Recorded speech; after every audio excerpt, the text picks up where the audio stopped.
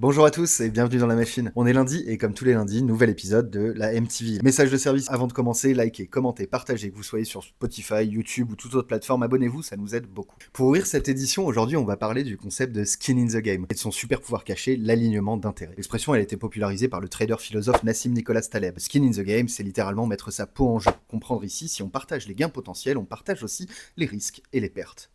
Dans le monde moderne, évidemment, trop de gens ont les gains sans les risques, comme les banquiers qui touchent des bonus quand ça monte et sont sauvés par l'État quand ça crache. Alors, pourquoi c'est vital comme concept pour toi, entrepreneur ou aspirant entrepreneur? Parce que le skin in the game, il limite les conflits futurs, en particulier dans deux situations critiques pour l'avenir de ta boîte. L'arrivée d'un associé, tes premiers collaborateurs, ou l'ouverture de ton capital à des investisseurs. Premier point, quand on envisage de s'associer, il faut absolument que la personne que vous ayez en tête soit prête à prendre des risques. Vous allez sûrement bosser seul sans vous payer pendant de longs mois, vous avez investi dans votre projet, alors fuyez tous ceux qui veulent un salaire fixe confortable dès le premier jour, d'autant plus s'ils n'injectent pas assez d'argent dans l'entreprise. Privilégiez plutôt ceux qui disent qu'ils sont prêts à tester l'association gratuitement pendant plusieurs mois.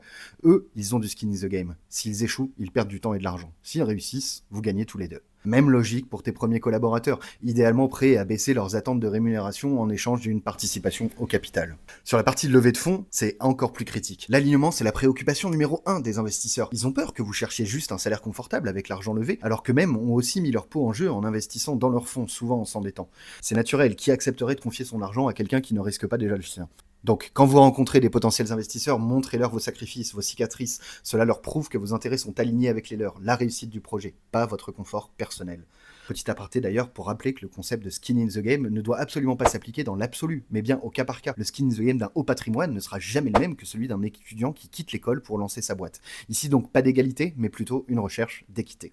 On passe aux news de la semaine et on commence par regarder du côté de Y Combinator, l'incubateur star de San Francisco, et de la polarisation extrême qui est en train de bousculer les business angels et les fonds d'investissement américains, anglo-saxons principalement. Vous l'avez compris, avec l'IA, tout s'accélère, les records de croissance s'enchaînent, des startups franchissent en un éclair la barre des 100 millions de revenus, et évidemment, les VC n'ont qu'une peur, louper le prochain Airbnb et le prochain Uber.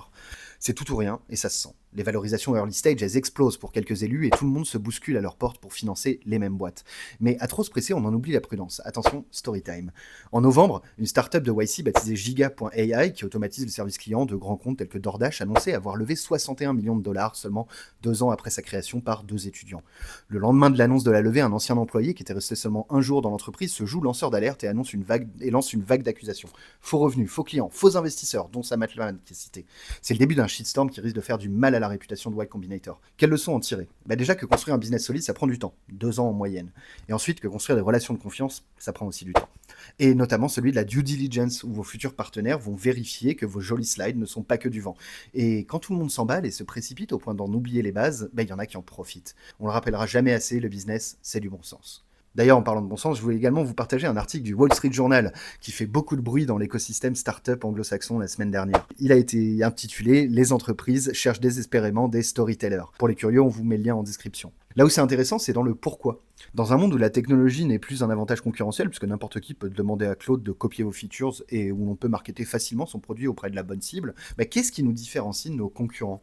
C'est l'émotion qu'on fait naître chez son client, chez son prospect, à chaque étape de son funnel ou de l'utilisation de son produit. Et quoi de plus efficace qu'une bonne histoire pour créer de l'émotion? Rien du tout. J'ai donc 2 conseils pour toi qui démarre ta boîte ou qui envisage de te lancer. Le premier, c'est d'être d'une honnêteté absolue avec toi-même. De pas essayer de t'inventer une histoire, mais bien de la construire chaque jour et de parler de ce que tu fais au plus de gens possible.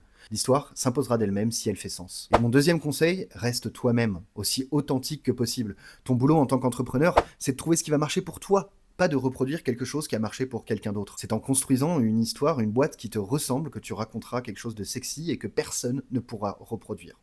C'est tout pour cette semaine et comme d'habitude, n'oublie pas de t'abonner, de partager, de commenter, surtout de parler chaque jour à tes utilisateurs. On fait une petite pause sur la MTV et on se retrouve à la rentrée. Passez de très belles fêtes. On espère que ce format t'a plu. N'hésite pas à liker, partager et surtout à t'abonner au compte de la machine pour ne rien rater de nos prochains contenus.